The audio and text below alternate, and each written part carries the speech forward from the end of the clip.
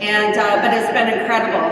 And people have been coming up to me saying, "I'm watching your travels online, and you don't look tired, but how do you feel?" And most of the time, I'm standing there, just like rocky, trying not to fall on my face, and I like to think that we've got our act together, but I will admit that I am more scattered than I have ever been in my life. I feel like my brain functions halfway sometimes, and just for example, I was up in the Chairman's room with Lion Kathy and some of the other lions up there. They were helping me get some stuff ready for our spouse session on Saturday.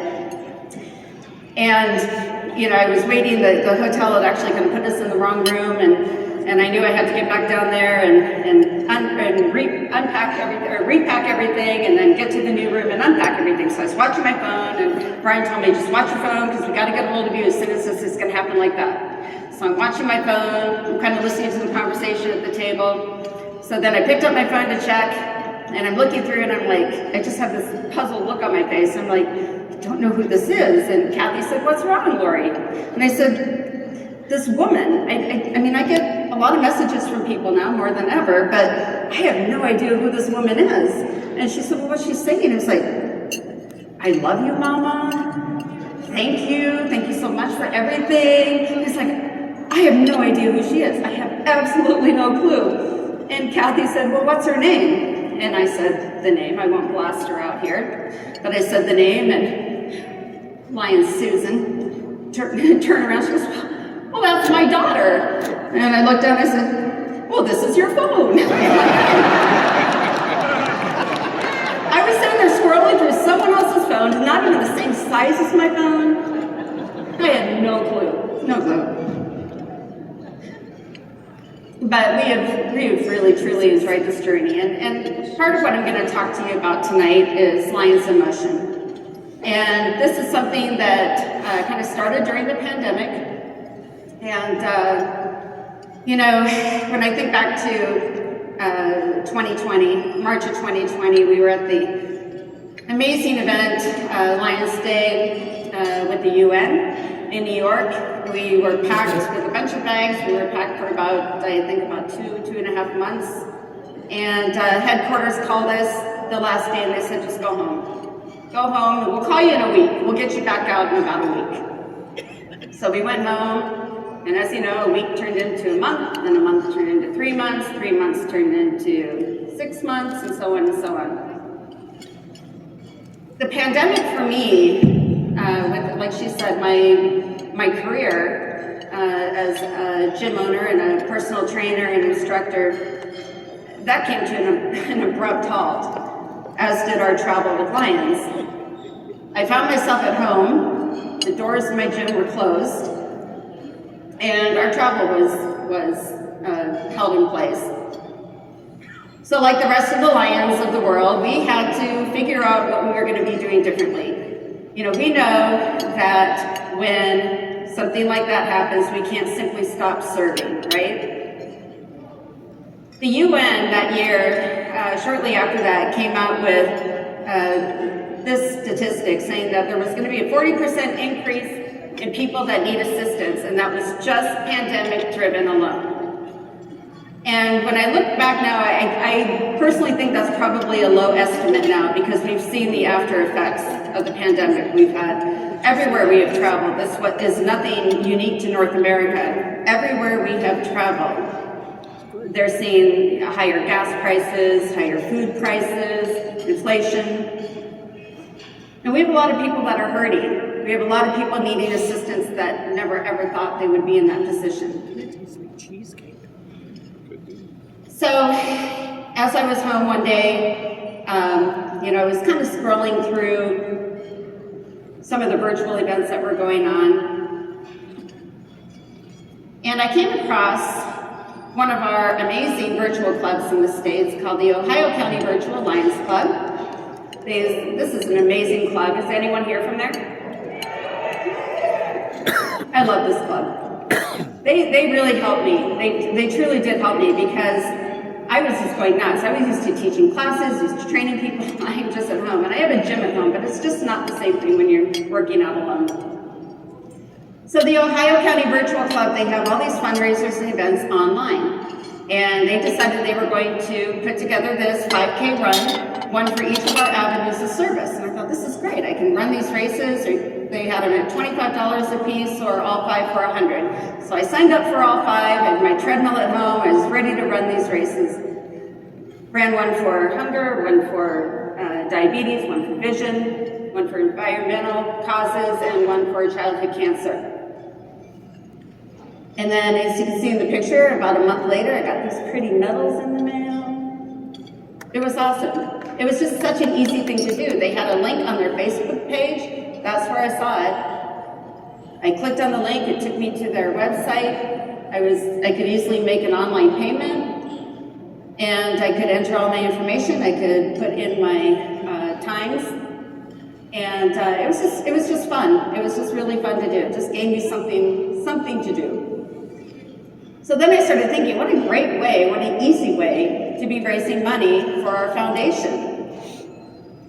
Using social media. How many of you spent more time on Facebook and social media during the pandemic while you were home? Yeah. So I started looking for other things to do. Virtually, I didn't see any other runs available at that time. So in the next spring, we're actually having our springboard meeting in Ireland.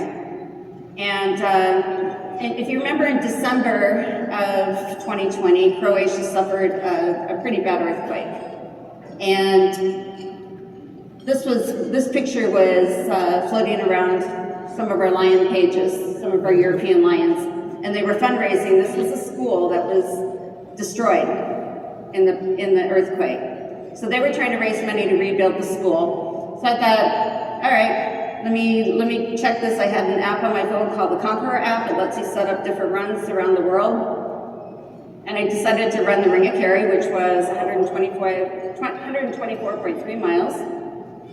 Ran it on my treadmill at home. I set up the fundraiser on Facebook through the LCIF page, and I was able to raise, a couple $1,000s to go to that cause. All from my treadmill in my home.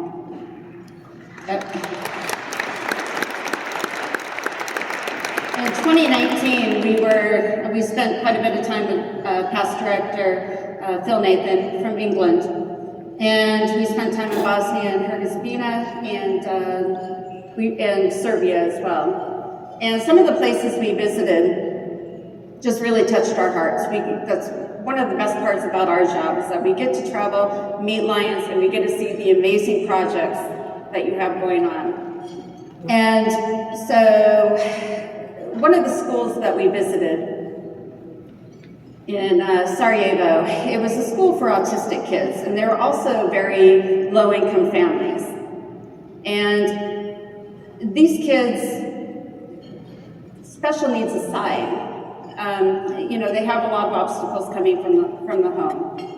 This school had this big cafeteria. They would provide this really nice lunch for the kids each day. And the government shut down the cafeteria. They said that the equipment was too old, it didn't meet their standards, didn't meet the quality standards, so they had to shut it down, which meant now parents were going to have to provide a lunch for these kids. And again, it was low-income families, so these kids were not necessarily going to school these days with enough food to sustain them. So PAD Phil knew that they really needed to get that kitchen back up and going.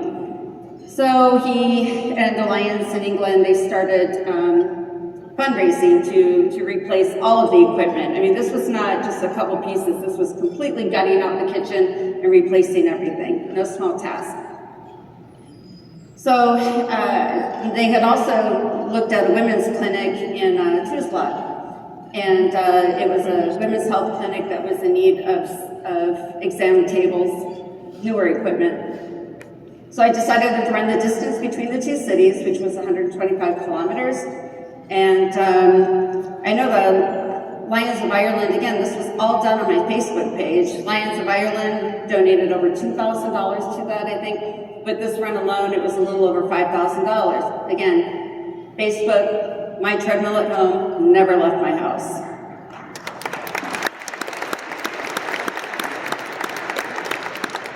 These are pictures of the school. You can see the artwork. These kids produce some really beautiful pieces of art that they sell in the community, and that's part of the income that helps to sustain their school. The kitchen you can see as well. It really doesn't look bad, but they use it only, at that time they were using it only to help these kids learn some basic kitchen skills, measuring, and things like that. Just they're trying to have them gain independence. So it was just a really great school, and again, it was one of the projects that really touched our heart, and I was so happy that we could help with that fundraising. So, how many people here have people in your club? When you write that check maybe to LCIF, because I've heard it in my club. Or someone says, why are we sending that money to LCIF? Why are we not keeping that money in the community? You hear that ever? Most people here, I know with the people that come to these forums, I know you get it, and I know you understand our foundation. For any new Lions here, or people that are not Lions that might be here, LCIF is the financial arm of our association. It's where our grants come from for projects that our clubs might want to, bigger projects that they might not be able to do on their own. They can get matching grants. It's where if a tornado hits or an earthquake hits, we have disaster relief, and those funds get there just like that to help with some of those first initial needs. And I think the thing that many of us are most proud of when we talk about LCIF is the fact that every dollar you give to the foundation, that entire dollar goes to the cause. And there are not many associations that have the privilege of saying that. Something to be very proud of.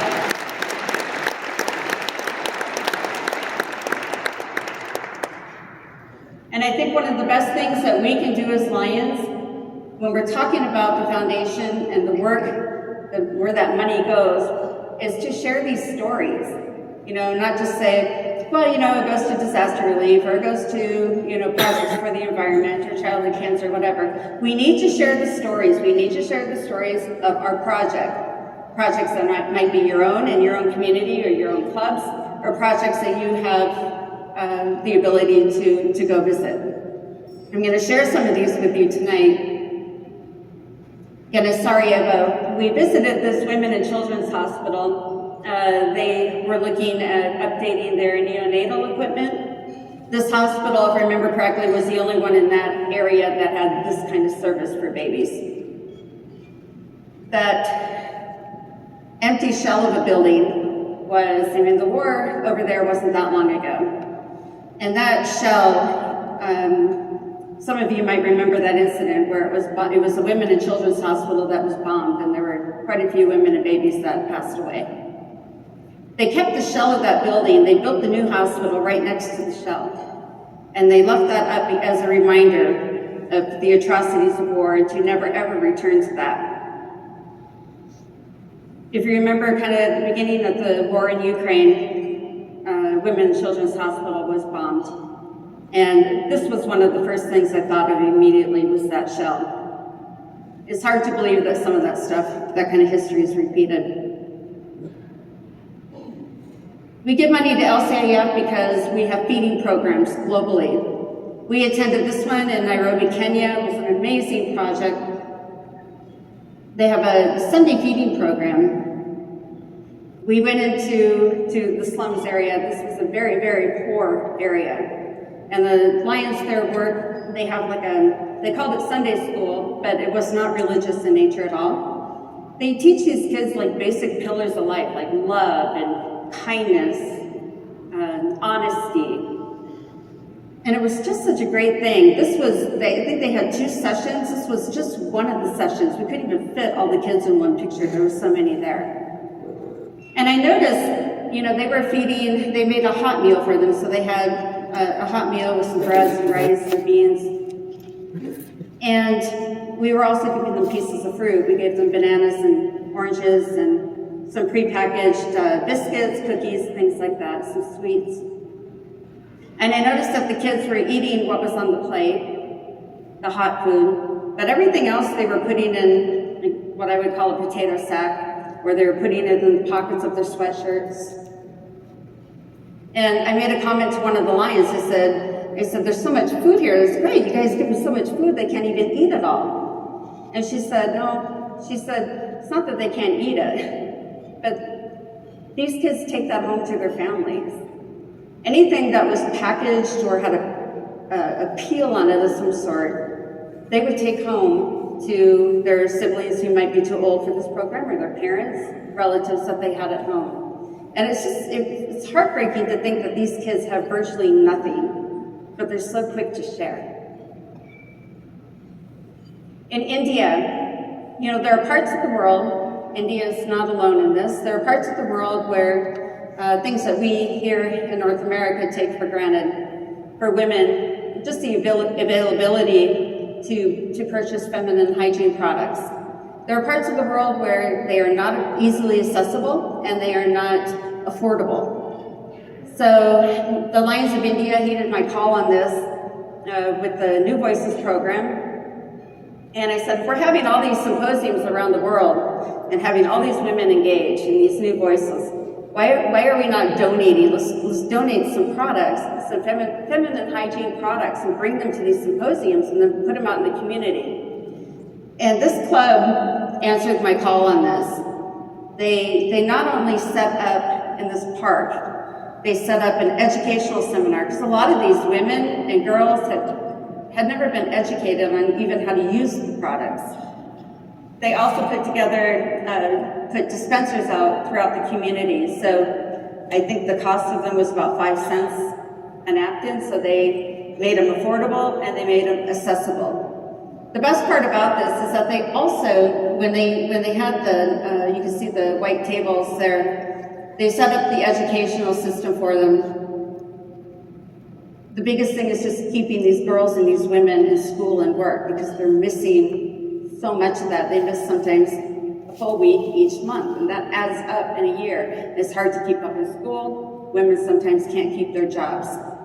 And the best part is the men, the husbands of the women lions that were giving the educational part of it, they all had pink shirts on. They were standing on the outskirts of the park, and they were playing with all the little kids. It was just such a great event that entire families came to. We also took part in a feeding program there. They have 2 of them that we did. One was rations for elderly. We were deep in the slums of Calcutta. When I try to explain this to people, you just have to kind of imagine yourself there and take it in with all senses. We walked in, and I mean, just as far as the eye can see, if you look at the size of your table, that was the size of the majority of the houses, if you could call them that, the shacks, that just went on for miles. And we walked in the slums on a path, a narrow path. There was dirty water running on both sides. We walked forward a few feet. There was a little child using that as his bathroom. Walked a little bit further back, and a mom's washing clothes in that same water. The level of poverty is so extreme. I tell people this all the time. You can watch documentary after documentary. You can read about it in books. You can learn about it in school. But when you are there and you're taking it in with all senses, it is so extremely, extremely overwhelming. It's just such an intense, huge amount of poverty, a level of poverty that I hope no one here would ever have to see or experience. In India, tradition to take care for families to live together and take care of each other. These elderly people in the slums had no family members to take care of them, so they're on their own. They have no means to support themselves. So the lions go in. You can see the box in the picture. That is 1 month of rations. It's basics, it's spices, beans, rice, but it's enough for 1 month. And our daughter was with us. She was 15 at the time, and she left there in absolute tears. It changed her life forever. She said, "I promise you, I will never, ever complain about having the latest, greatest iPhone or, whatever electronic. And it changed her. She never did complain about any of that after that. It changed her forever. The school that we visited, you can see those kids. They look so, their hair's all done, they're smiling, they're so excited to be there. This is a Saturday. I know our kids never want to go to school on a Saturday. These kids are so eager to be there. They go a half day just because the Lions are there to feed them. The government pays for their lunches Monday through Friday. And they know very often in these areas, these kids sometimes go without meals on the weekend. So the Lions said, bring them in for a half day and we'll take care of the meal for them. So these kids come on Saturday, have their uniforms pressed, their hair done, and the Lions feed them like a fun food, something that they would normally never get, like a Domino's pizza, McDonald's, just something fun. And then they have juice and crackers and things like that they'll take home. Another great program. We were in Malawi where they set up health clinics, complete health clinics in these remote villages. They take everything there. They take doctors, they take all the equipment that they need for screenings. They do vision screenings, hearing screenings, diabetes checks. They have a pharmacy, makeshift pharmacy set up so people can get their medication right away. They can get their classes right away. It's such an incredible thing. These people are too far away from any hospital and they have no means to get there. So they bring in these remote clinics and take care of the patients. And if there are patients that need surgery or anything like that, the Lions will drive them to the hospital and restore their vision or whatever it is that they need. In Serbia, we did a vision screening, I think a little over 500 kids. Again, this was with PAD Phil. It was a school for autistic kids, and these kids were, it's just more difficult to capture their eyes. A lot of them have sensory issues where just going in a room with strangers and different things, it's just really hard to get them to sit still and capture capture the eyes for the screening. This little girl in this picture, I will never ever forget her. She was so sweet, but we could not get her to sit still. We could not capture her eyes.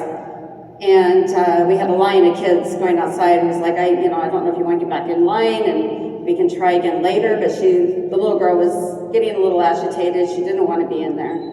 And, we said we can certainly try later. And the mom just started crying.